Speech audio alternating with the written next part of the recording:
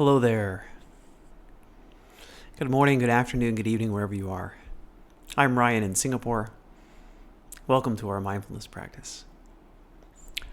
Today's topic is, again, mindfulness and poetry. So the poem that we're going to go through today is called Kindness.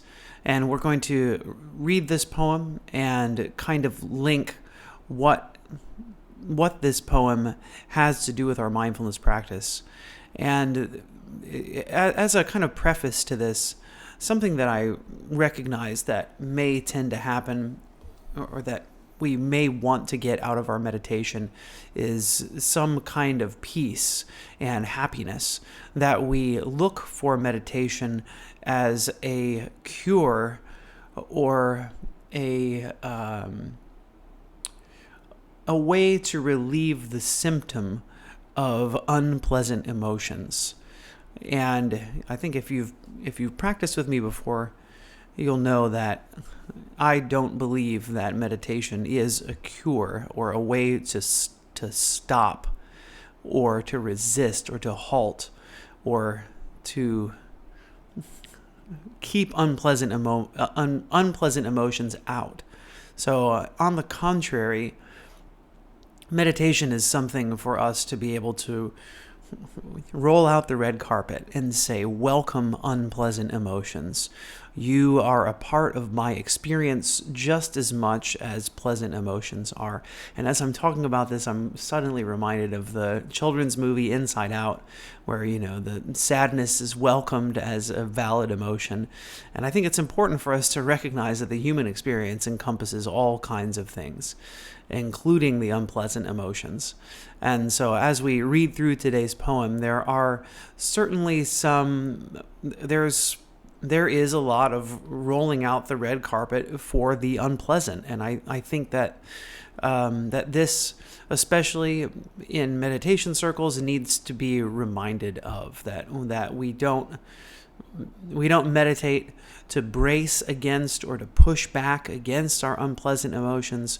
We're here to do our practice as a method of self-discovery, so that we learn about ourselves, that when unpleasant emotions come, we go, this is the unpleasant emotion, and here I am in my meditation practice, in my meditation space, to deal with that unpleasant emotion and to learn about myself in that state, and not to push it away. And that because we're meditating, because we're focused on the present moment, there is a kind of relief that can come from cyclical, habitual, uncontrolled, intrusive thoughts. So, without further ado, let me go into today's poem. The name of today's poem is Kindness. It was written by Naomi Shihab. Before you know what kindness really is, you must lose things. Feel the future dissolve in a moment, like salt in weakened broth. What you held in your hand, what you counted and carefully saved, all this must go, so you know how desolate the landscape can be between the regions of kindness. How you ride and ride, thinking the bus will never stop. The passengers, eating maize and chicken, will stare out the window forever. Before you learn the tender gravity of kindness, you must travel where the Indian in a white poncho lies dead by the side of the road. You must see how this could be you, how he too was someone who journeyed through the night with plans, and the simple breath that kept him alive. Before you know kindness as the deepest thing inside, you must know sorrow as the other deepest thing. You must wake up with sorrow. You must speak it till your voice catches the thread of all sorrows, and you see the size of the cloth. Then it is only kindness that makes sense anymore. Only kindness that ties your shoes and sends you into the day to gaze at bread. only kindness that raises its head from the crowd of the world to say, "It is I you have been looking for," and then goes with you everywhere like a shadow or a friend. So thanks for listening. There are the few key themes in this poem. Number one is, well, I think something that we recognize in our mindfulness practice as impermanence, that we can see, well, one, maybe even before that, the present moment is what we have. It's tempting to look forward into the future, and this is the origin of anxiety, is that constantly looking into the future. If we don't look nervously into the future and instead dwell in the present, and I think, going back to intrusive thoughts, anxiety or present moment awareness doesn't mean that we don't plan for the future, that we don't think about the future. It is that we do it with some kind of intent, that we go, hey, now is the time for me to plan. Now is the time to think about the future, not letting the mind necessarily, or being aware of when the mind recklessly goes into the future without us being consenting, allowing it to happen, right? So that we can bring ourselves back into the present moment when we find ourselves moving into the future without intention. So this is the really right in the beginning of the poem. Feel the future dissolve in a moment like salt in a weakened broth. Right? And I like that analogy too. The salt in a weakened broth, it's still there. It's not that your ability to stay in the present moment is perfectly honed, that you're going to be able to be here, that it's still there. It's just that through practice, we can kind of weaken that reflex to worry about the future. Furthermore, this poem covers impermanence, and a lot of this is as well. It's also about not looking into the future, dwelling and being alive in the present, and seeing that thought that all of us have, that hey, this situation that I'm having right now is going to last forever, whether it's good or bad.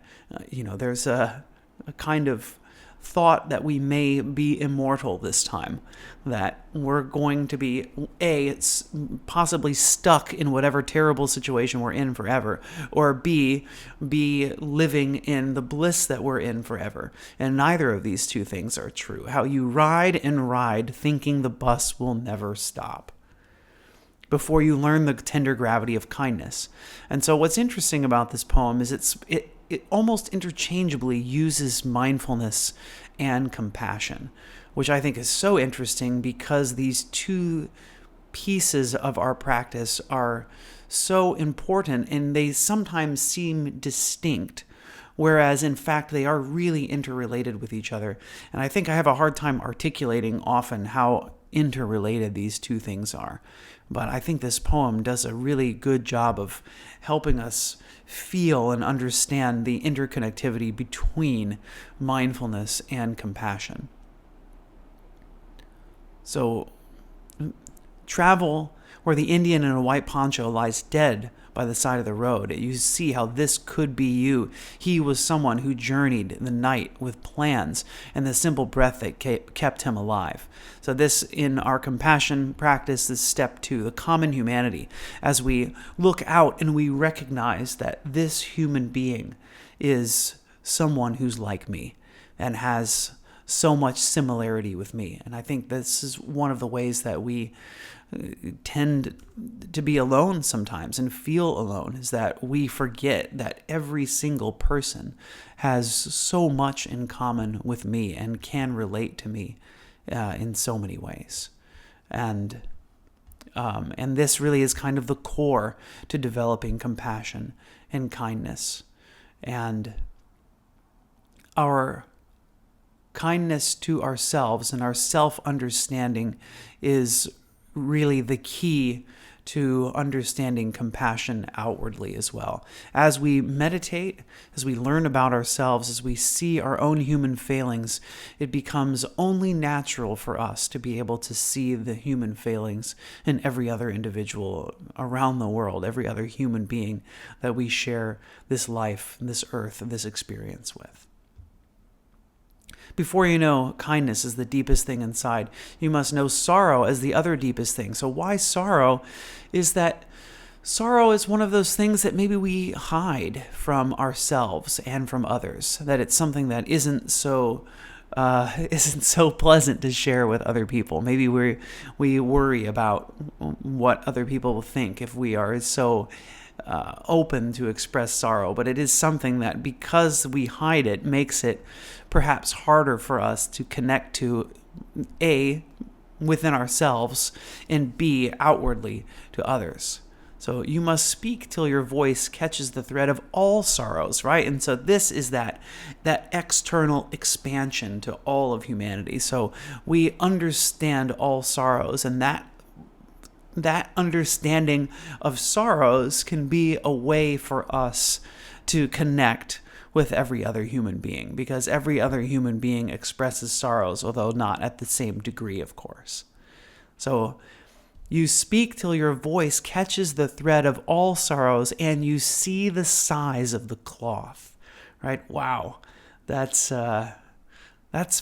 powerful, and really gives a glimpse of the capacity of kindness that each human being has. And it's only kindness that makes sense anymore. And so once we get that glimpse of the size of the cloth, then you can't help it. Call it enlightenment, if you will. Kindness follows you everywhere once you become aware of the size of the cloth of sorrows. So I hope you enjoyed this poem. This is it's one that I've looked at quite a few times. I remember every time I look at it, I kind of it's hard for me to see. I think the lessons of mindfulness and compassion are not overt, that we do have to look a bit more deeply into this poem to see. And it's not a poem of depression or sadness or sorrow. It is a poem about being present. It's a poem about impermanence. It's a poem about compassion to ourselves and others. So thanks for listening. We're going to get into our practice. Our practice today is going to be a compassion practice that reaches out to everyone. And before we get in, I'll just read Jean's comment. For me, it is, other people are uncomfortable when I express sorrow or pain. I'm fine with all my feelings openly, and not everyone else is. And, it takes time and practice to get to that stage. And, also understanding what, if we want to help others, that's the one thing that we always need to be worried about is, how may I serve? What can I do to help this situation? And, helping has a strong ego and self component to it. And so if we're not aware of that, we may end up helping and self-serving at the same time. So is it possible for us to be aware of what part of self is in whatever helping that we're doing? So, sometimes,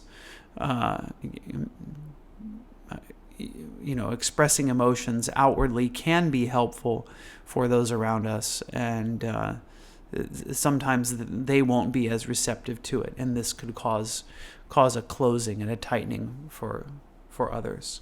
And I mean, this is kind of assuming as well that your practice is developed in some way, and that we kind of understand what and how to appropriately is kind of a strange word, isn't it? Express our emotions. So anyway, let's get into practice. Get comfortable.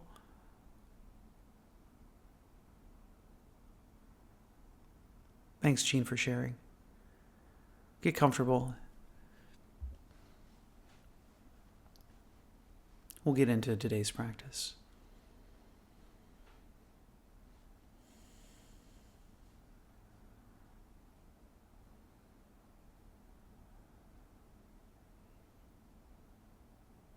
Closing your eyes if you like.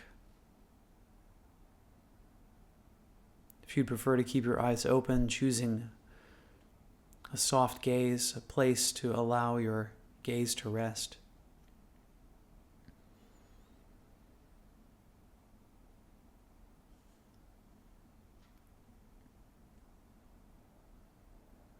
Noticing that you have a body. You are not a disembodied consciousness floating around in the universe. You are grounded in this reality with this physical body that you identify with as you. Can you feel this body anchoring you in this present moment? Can you feel your ears? Can you feel your toes? Can you feel your nose? Can you feel the air moving through your nostrils as you breathe?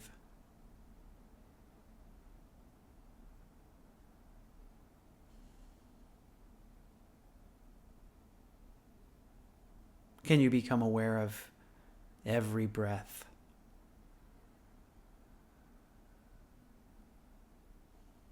Feeling the cooler air entering the nostrils as you breathe in. The warmer air exiting as you breathe out.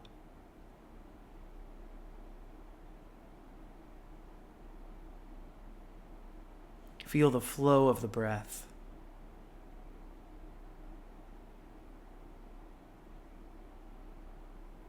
The impermanence of every moment, that in no 2 moments is there the exact same thing going on. That we are in different stages of our in-breath. We are in different stages of our out-breath as time elapses.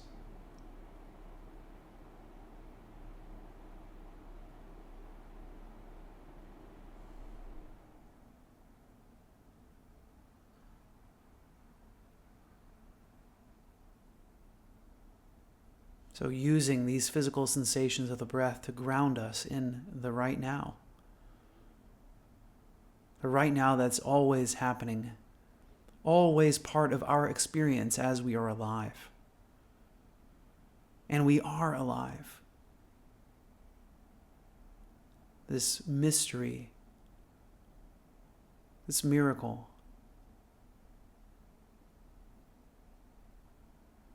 Somehow we are conscious and we live in this moment as we breathe. Let us be aware of every moment and using our breath, using our bodies to anchor us in the here and now.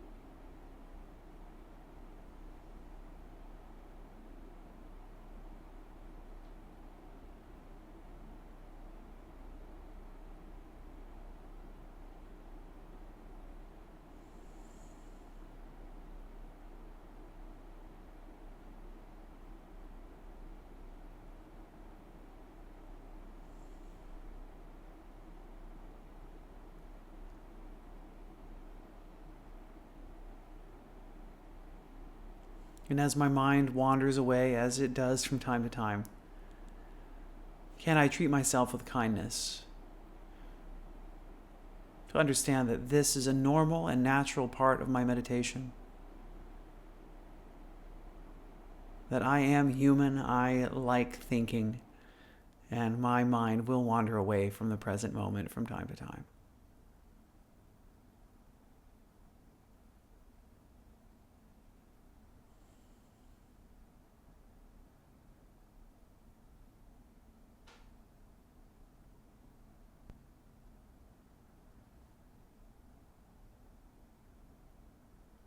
And is it possible to intentionally offer kindness to myself? To recognize that I am part of this universe. And I am worthy of love and compassion just as much as anything else is in this universe.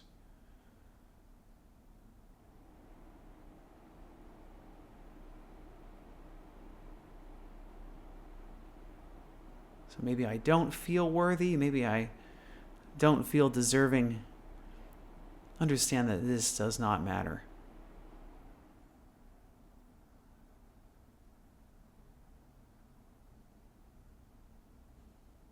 That in some way, and by loving yourself, you, through your interconnectivity, are loving everything in this universe.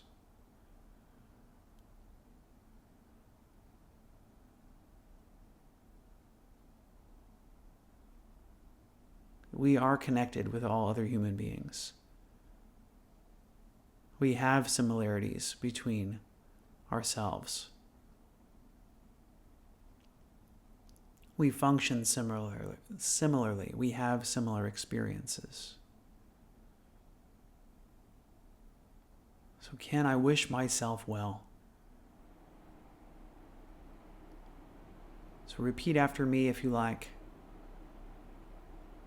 May I be happy and contented.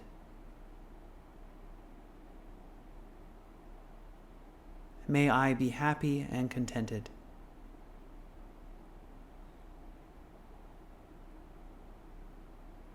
May I be safe and protected, and free from inner and outer harm.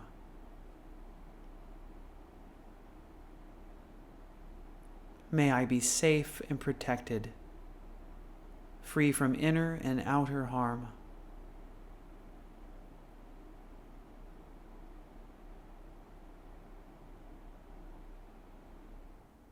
May I be healthy and whole, to whatever degree is possible for me.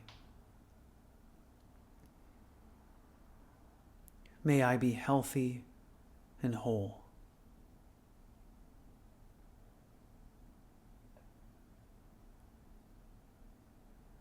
May I be at peace. May I have ease of well-being.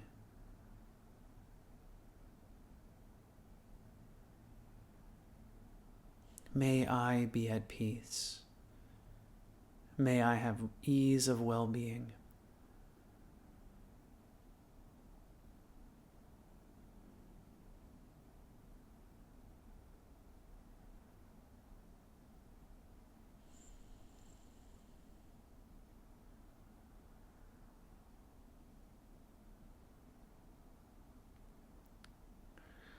And so now I'd like to invite you to begin to expand your practice outwards. We can do so by bringing into mind a stranger. So I'd encourage you to choose a real person, someone that you may not have any opinion of, someone who you may have just met. Could be someone at the counter at the doctor's office.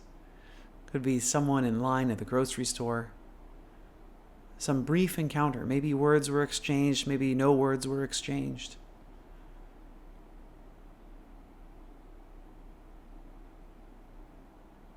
So I would encourage you to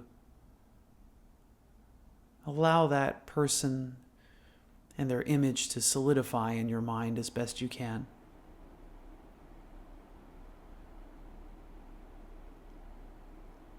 and recognize that this is a human being. And like me, this person has a body and a mind and experiences emotions. Like me, this person has had times of happiness and joy and fulfillment. And like me, this person has had times of sorrow and of fear and of confusion. And this person has suffered and wishes to be free from that suffering, just like me.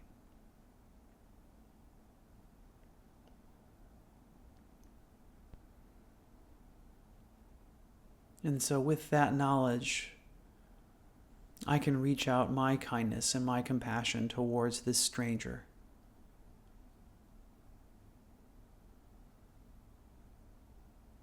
And wish them well. So is it possible? And you don't have to take this step if you don't like. You can focus if you're having difficulty on compassion towards yourself and keep wishing yourself well. But if you're ready to move on to this step, let's wish compassion to this stranger. And imagining that they're here with us. May you be happy and contented. May you be safe and protected and free from inner and outer harm.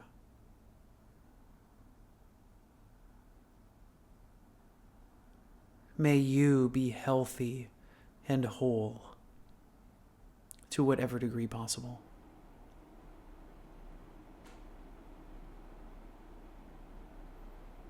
May you be at peace. May you have ease of well-being.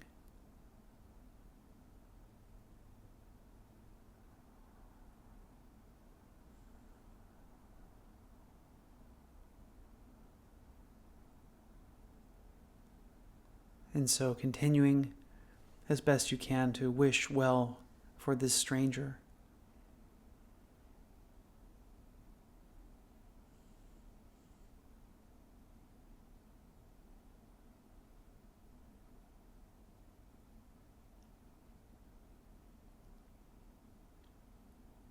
And if you'd like to take this meditation even one step farther,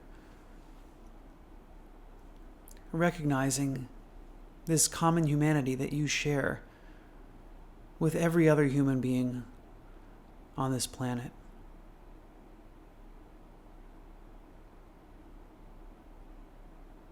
That we all have bodies, minds, experience emotions. We all wish to be happy.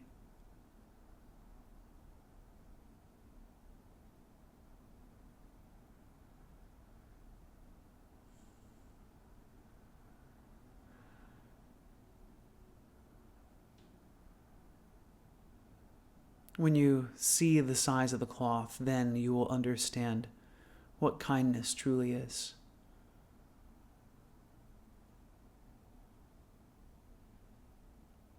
May everyone, everywhere, be happy and peaceful.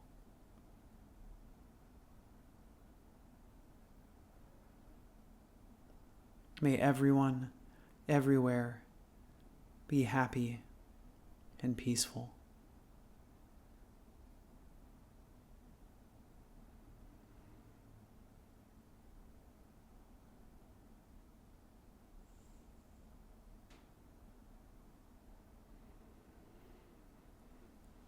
And so now let's together take in a deep breath. And as we release it, releasing whatever thoughts we're having, whatever emotions as best we can, and come back to the present. Come back to observation of the breath.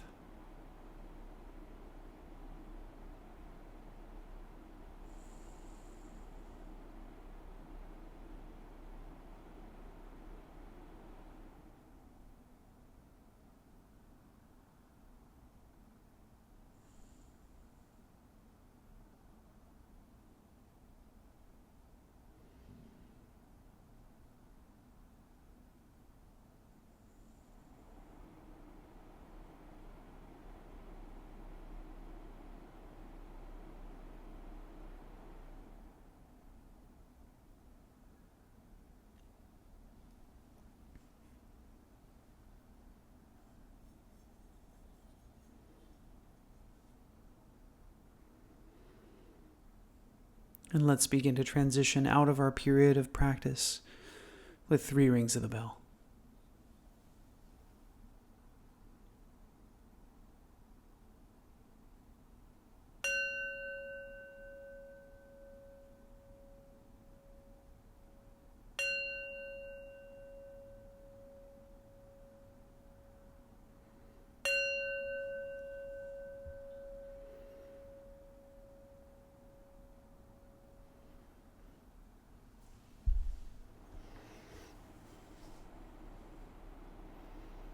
Okay. Thanks so much for practicing with me. Being here with each other, recognizing the common humanity that you have with everybody who's here today as well. So, thanks for being here. I'd love to interact. So, what's coming up for you today? As we go through this poem, as we think about sorrows and their role in the human experience, as we think about kindness to others, as we think about impermanence, as we think about present moment experiences, what is coming up for you? Please share in the chat. Thank you. Thanks, Tina, for your donation. Samuel, I am still in Singapore, and I will be for another about a little over 48 hours. The poem is called Kindness.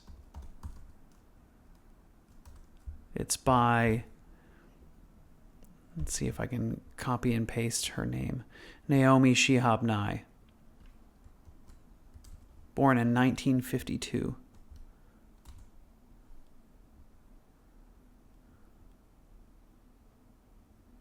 Thanks, Jay.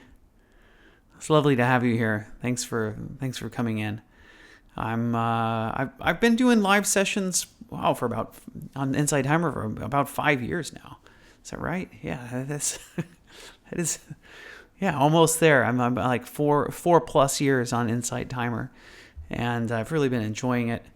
And it's great to have a good group of people here, regular meditators, to meditate with. And that's really the theme here, I'd say, of my live events, especially when I got started on Insight Timer. It was during COVID, so we were meditating together every day. And for, just regular life reasons, I've scaled back to twice a week. But great to have you here today, Jay. I'm going to the United States. I'm going to New York. I'll be heading to I don't even know what you define as upstate New York. It's about an hour and 45 minutes north of New York City. It's where John Kabat-Zinn. So if you've been meditating with me, you probably know, and maybe even if you haven't meditated with me, you've heard the name John Kabat-Zinn. He's basically the pioneer of secular mindfulness. So to take whatever lessons that we discovered about mindfulness in contemplative practice, and a lot of contemplative practice has religious roots. And so John, as he was studying with Sung San, a Korean Zen Buddhist, like, hey, wait a minute, this kind of stuff this isn't applicable only to Buddhism and religion. It's something that I think I can take out and research. And so John has done a lot of research on mindfulness, shown, I honestly, without John Kabat-Zinn, we probably wouldn't have had that explosion of mindfulness that happened in around 2016. And that caused that kind of wave, and for mindfulness to become a household name. And so I'm really looking forward to meeting John. I'm a MBSR teacher, so John created mindfulness-based stress reduction. I'm a certified teacher of mindfulness-based stress reduction, and I'm looking forward to meeting the creator in a few days. So that's pretty exciting.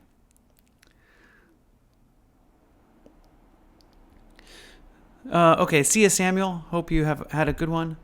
The retreat is 5 days long. The name of the retreat is The Way of Awareness. It's by Jon Kabat-Zinn and his son, Will. And we'll be really excited. I am excited. I'm excited to go and practice with him, but also to see his perspectives. I think to be honest, there's something a little bit scary about going there for me. Especially I'm here in being in Singapore. I do get a lot of American news, but I'm not there, right? And so, what's it going to be like to be in the United States with a bunch of mindfulness practitioners weeks ahead of the U.S. election? So, I am aware that there tends to be a political leaning for mindfulness practitioners, which I think that I'm immune to. I don't know. But it's something that I do feel a little bit nervous about, is that I find that, Thai forest tradition is really where I've done a lot of my practice. And one of the most important things in Thai forest tradition is to cultivate dispassion, so that we do not get too wrapped up in our emotions and our beliefs and our feelings, so that we are open-minded. And I'm afraid that a lot of these mindfulness practitioners are not practicing dispassion, and that when I arrive and I meet people, there are going to be people who are very passionate about their points of view and less open-minded to having open discussions. And so again, it doesn't matter what political way you lean. I think the most important thing is that we are aware of our own views and ideas, so that we may be more open and more compassionate to others, no matter what their feelings are. Whatever their feelings are real and valid. So, as far as political stuff, I don't really want to. I don't really want to go into anything more. And in fact, I'm forbidden by Insight Timer to discussing politics anymore. So I'm just saying that that's going to be interesting. And I do hope that these practitioners are true to our trade and are able to practice a bit of dispassion, so that they're able to not only listen to each other, but also to listen to non-like-minded individuals. Get an autograph. I'll certainly get a photo. That's something that I'm sure is not. If I'd feel weird if nobody else is doing it, but I think a lot of people are going to be getting photos. Jay asks, do you usually focus on poetry with your lives? I focus on all kinds of different things in my lives, but what I try to do is have a theme for a few weeks or a month or so, and this has been these few weeks have all been poetry. So yeah, this is the first time I've read this poem publicly, or on this format, and I'm glad I did. I heard it for the first time in an MBSR teacher training. Yeah, Rachel says there's a teacher on IT who is definitely political and expresses her views in her classes. Well, officially she's violating Insight Timer's policy by doing that. I'll be back. My next scheduled event, and I wanted to make sure to schedule it ahead of time, is Thursday, October 10th, 5:10 a.m. Singapore time. So that could likely be, depending on where you are, Wednesday night or Wednesday afternoon on October 9th. My plan is to debrief the retreat with Jon Kabat-Zinn, to share with you some of the things that I've learned. I don't know what that's going to entail yet, because I haven't learned it yet. but I do look forward to sharing some of those experiences with you. And I think, just talking about, what's political and not, it seems to me that Jon Kabat-Zinn himself is relatively free of political ideology and is open-minded. And I hope so.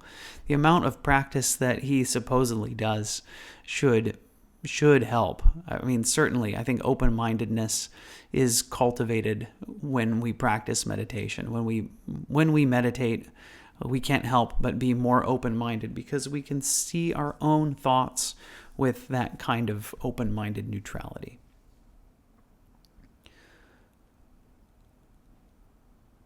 Awesome. I'm glad that. So Rachel says we'll be meditating daily in the group while I'm gone as a core group, and that doesn't mean the core group has to stay at 6. For anyone who wants to meditate around this time of day, there is a group of meditators that are meditating through the Insight Timer groups. So it's something that has been around in Insight Timer for a long time that people don't necessarily know about. I don't think it's very well advertised. In Insight Timer groups, you can schedule group meditations where you listen to a track together with others and you can chat with each other. And the name of the group that I host, I guess, I suppose I'm not as active now as some other people are. It's called Ryan's Daily Mindfulness Circle. I'll write it here. So go to Insight Timer groups, search for that group. The groups used to be called circles a really long time ago. And you can join that, and around this same time every day, there's a group meditation that's hosted in there that you can be a part of and get credit for your daily meditation. And then click on the Meditate tab. Thanks, Rachel. And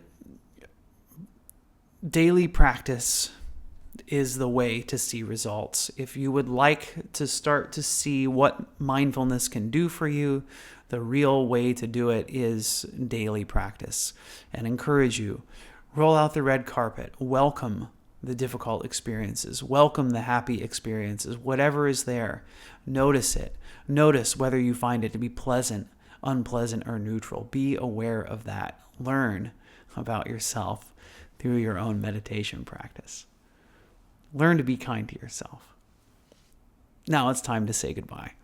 Let's do one more little compassion piece before I go.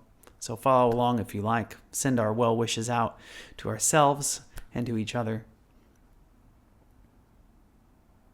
May I be happy and peaceful. May everyone watching, listening, wherever you are, I wish you all happiness and peace. May all sentient life here on earth, throughout the universe, wherever it may be, I wish us all happiness and peace. Thanks for joining. See you in a few weeks. Do take care. Until then, bye-bye.